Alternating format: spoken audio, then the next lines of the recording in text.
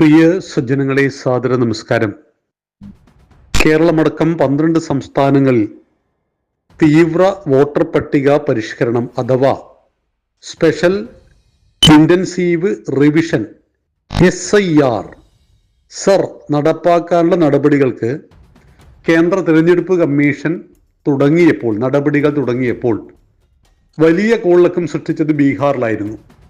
50 ലക്ഷത്തോളം വോട്ടർമാരെ കാണുന്നില്ല. എങ്ങനെയാണ് നമ്മുടെ വോട്ടർ പട്ടികയിൽ അനധികൃതമായ വോട്ടുകൾ വരുന്നത്? അതിനുള്ള സമഗ്രമായ പരിഷ്കരണമാണ് SIR. ഇതിലൂടെ ഇന്ത്യൻ പൗരന്മാരായ 18 വയസ്സ് തികഞ്ഞ എല്ലാവർക്കും വോട്ടവകാശം ലഭിക്കും. പക്ഷെ നുഴഞ്ഞു കയറിയ ബംഗ്ലാദേശികൾക്ക് വോട്ട് കിട്ടില്ല. മരിച്ചവർക്ക് വോട്ട് ചെയ്യാൻ പറ്റില്ല. ഒരാൾക്ക് ഒരു തെരഞ്ഞെടുപ്പ് ദിവസം ഒന്നിലേറെ സ്ഥലങ്ങളിൽ വോട്ട് ചെയ്യാൻ പറ്റില്ല. കള്ള വോട്ടുകൾ പൂർണ്ണമായിട്ടും ഇല്ലാതാക്കുവാനുള്ള തീവ്രമായ പരിഷ്കരണത്തിൻ്റെ പേരാണ് SIR. ഇതിനെ BJP ഒഴികെ കേരളമടക്കം ബാക്കി എല്ലാ സംസ്ഥാനങ്ങളിലും ആളുകൾ എതിർക്കുന്നു. അതായത് കള്ള വോട്ടുകൾ ഞങ്ങളുടെ പാർട്ടിക്ക് ഇഷ്ടം പോലെ കേരളത്തിൻ്റെ വോട്ടർ പട്ടികയിലുണ്ട്, അതിന് സമഗ്രമായ പരിഷ്കരണം വേണ്ട. ഇത് കേരളത്തിൽ എല്ലാവർക്കും അറിയാവുന്നതാണ്. നരേന്ദ്രമോദി പറയുന്നു ആധാർ ലിങ്ക്ഡ് വോട്ടർ സംവിധാനത്തിലേക്ക് രാജ്യം താമസിയാതെ വരും. കോൺഗ്രസ് അതിനെ എതിർക്കുന്നു. അതായത് ആധാർ ലിങ്ക്ഡ് ആകുമ്പോൾ നമുക്ക് നമ്മുടെ ഫിംഗർ പ്രിന്റ് ഉപയോഗിച്ചുകൊണ്ട് ഇന്ന് റേഷൻ കടയിൽ നിന്ന് അരി വാങ്ങാൻ നമ്മൾ തുടങ്ങി. മുമ്പ് എങ്ങനെയായിരുന്നു, ഇപ്പോഴത്തെ സംവിധാനം എങ്ങനെയാണ്? അതുകൊണ്ട് ഇന്ന് കേരളം കേന്ദ്രത്തിനെ പഴിക്കുന്നില്ല. അരി കിട്ടാത്തതിൻ്റെ പേരിൽ ഒരു പഴിയുമില്ല. കാരണം എന്തുകൊണ്ടാണ്? കരിഞ്ചന്തയിലേക്ക് അരി പോകാതെ അരി കൃത്യമായിട്ട് ഉപഭോക്താവിൻ്റെ കയ്യിലെത്തുന്നു. ഓരോ മാസവും റേഷൻ കടയിലെ റേഷൻ കാർഡ് ഹോൾഡർമാരിൽ എത്ര പേർ ഇത് വാങ്ങി എന്ന് കൃത്യമായിട്ട് കണക്ക് നോക്കുവാൻ കേന്ദ്ര സർക്കാരിന് കഴിയുന്നു. ഇതുപോലെ നിയമസഭയിലും ലോക്സഭയിലും ത്രിതല പഞ്ചായത്തിലും തിരഞ്ഞെടുപ്പ് ദിവസം വോട്ട് ചെയ്യുന്നവർ ഇന്ത്യൻ പൗരന്മാരായിരിക്കണം.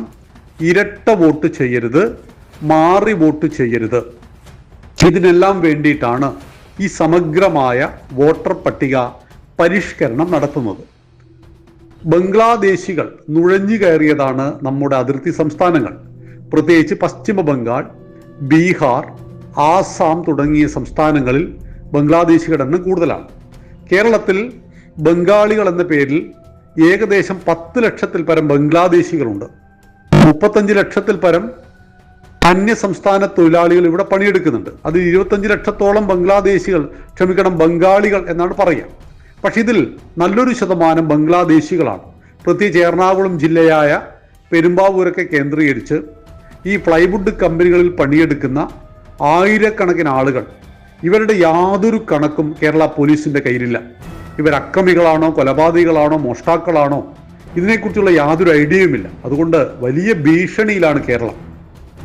ഇസ്ലാമിക തീവ്രവാദത്തിനും ഇവരെ ഭാവിയിൽ ഉപയോഗിക്കുവാൻ സാധ്യതയുണ്ട്. ഇപ്പം നരേന്ദ്രമോദി രാജ്യം ഭരിക്കുന്നത് കൊണ്ട് ശക്തമായ പോലീസ് സംവിധാനവും കേന്ദ്ര സംവിധാനവും എല്ലാം നമ്മുടെ നാടിനുള്ളത് കൊണ്ട്, അതായത് കേന്ദ്രത്തിൻ്റെ ഇടപെടൽ NIA-യുടെയും ED-യുടെയും ദേശീയ അന്വേഷണ മറ്റ് കമ്മീഷൻ്റെ എല്ലാം കൃത്യമായ ഇടപെടൽ കൊണ്ട് ഭയന്നു നിൽക്കുകയാണ് ഇസ്ലാമിക തീവ്രവാദ സംഘടനകൾ. ഇവരുപയോഗിക്കുവാൻ സാധ്യതയുള്ളത് ഈ പറയുന്ന ബംഗ്ലാദേശികളെയാണ്. അതുകൊണ്ട് തന്നെ കേരളത്തിൽ അനധികൃതമായിട്ട് 10-20 ലക്ഷത്തോളം അനധികൃത ആധാർ കാർഡുകൾ ഉണ്ടാക്കിയിട്ടുണ്ട്. അപ്പം ഈ കാർഡുകളെല്ലാം കൃത്യമായി പരിശോധിച്ച് ആ കൃത്രിമമായിട്ടുള്ള ആധാർ കാർഡിലൂടെ ഉണ്ടാക്കപ്പെട്ട വോട്ടുകൾ മുഴുവൻ ക്യാൻസൽ ചെയ്യും. ഒന്നിലേറെ വോട്ടുകൾ ഒരു പൗരനുണ്ടെങ്കിൽ അത് ക്യാൻസൽ ചെയ്യും. 2002 വരെയുള്ള വോട്ടർ പട്ടികയിൽ പേരുള്ള ഏതൊരു പൗരനും ഒരു രേഖയും ഹാജരാക്കേണ്ടതില്ല. ആ വോട്ടർ പട്ടികയിലെ പേര് മതിയാവും. എന്നാൽ 2002 മുമ്പ് വോട്ടർ പട്ടികയിൽ പേരില്ല എങ്കിൽ അവർ ചില സർട്ടിഫിക്കറ്റുകൾ ഹാജരാക്കേണ്ടതുണ്ട്. അത് അവർ ഇന്ത്യൻ പൗരന്മാരാണെന്ന് തെളിയിക്കുവാനുള്ള 21 രേഖകളിൽ ഏതെങ്കിലും മതിയാവും. അതോടുകൂടി അവർക്ക്, അതായത് 23 കൊല്ലം മുമ്പ് നിങ്ങളുടെ പേര് വോട്ടർ പട്ടികയിലുണ്ട് എങ്കിൽ നിങ്ങൾ ഒരു രേഖയും ഹാജരാക്കേണ്ടതില്ല. Booth level BLO booth level ഓഫീസർമാർ വന്ന് ഓരോ വീടുകളിലും കയറി വോട്ടർ പട്ടികയിലെ പേരും ആളുകളെയും ഐഡന്റിഫൈ ചെയ്യുന്ന ഒരു സമഗ്രമായ പരിഷ്കാരമാണ് ഇപ്പോൾ നടക്കുന്നത്. അതായത് എൻ്റെ വാർഡിൽ 400 വീടുകൾ, 1200 വോട്ടുകൾ. ഈ 1200 വോട്ടുകളിൽ മരിച്ചവർ എത്രയുണ്ട്, ഗൾഫിലുള്ളവർ എത്രയുണ്ട്, ഇവിടെയും മറ്റൊരു ബൂത്തിലും വോട്ടുള്ളവർ എത്രയുണ്ട്, ഇതെല്ലാം സമഗ്രമായ ശാസ്ത്രീയമായ പരിശോധനകൾക്ക് വിധേയമാക്കി വോട്ടർ പട്ടികയെ പൂർണ്ണമായി ശുദ്ധീകരിക്കുമ്പോൾ ഏകദേശം 25 ലക്ഷത്തോളം വോട്ടർമാർ കേരളത്തിന്റെ വോട്ടർ പട്ടികയിൽ നിന്ന് ഔട്ടാകും. ഇതാണ് കമ്മ്യൂണിസ്റ്റുകാരനെയും ലീഗുകാരനെയും എല്ലാം ഏറെ അസ്വസ്ഥമാക്കുന്നത്. ഇന്ത്യൻ തിരഞ്ഞെടുപ്പ്, ഇന്ത്യൻ വോട്ടർ പട്ടിക ശുദ്ധീകരിക്കുന്നു എന്ന് പറയുമ്പോൾ രാഹുൽ ഗാന്ധി അതിനെ എതിർക്കുന്നതിന്റെ കാരണം ഇസ്ലാമിക വോട്ട് ബാങ്കുകൾ ബംഗ്ലാദേശികളുടെ രൂപത്തിലും പാകിസ്ഥാനികളും അഫ്ഗാനിസ്ഥാനികളും എല്ലാം നുഴഞ്ഞു കയറി പശ്ചിമ ബംഗാളിൽ വലിയ വോട്ട് തരംഗം സൃഷ്ടിക്കുന്നുണ്ട്. അങ്ങനെയാണ് മമത വീണ്ടും വീണ്ടും അധികാരത്തിൽ വരുന്നത്. മമത എന്തുകൊണ്ടാണ് ഇസ്ലാമിക തീവ്രവാദികളുടെ പാദസേവ ചെയ്യുന്നത്? കാരണം അവിടെ അനധികൃതമായിട്ട് 50 ലക്ഷത്തോളം വോട്ടുകളുണ്ട്. അത്ര തന്നെ വോട്ടുകൾ ഉണ്ടായിരുന്നു ബീഹാറിൽ. അതാണ് ഈ SIR കൊണ്ട് പൂർണ്ണമായിട്ടും ഇല്ലാതാക്കിയത് എന്ന് മനസ്സിലാക്കണം.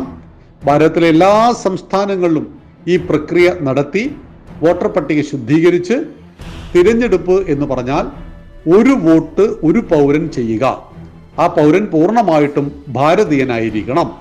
ഇത് എന്തിനാണ് ഇവിടുത്തെ കോൺഗ്രസ്സുകാരനും കമ്മ്യൂണിസ്റ്റുകാരനും എതിർക്കുന്നത് എന്ന് നമ്മളെല്ലാവരും സാമാന്യ ബുദ്ധി കൊണ്ട് ആലോചിക്കുക.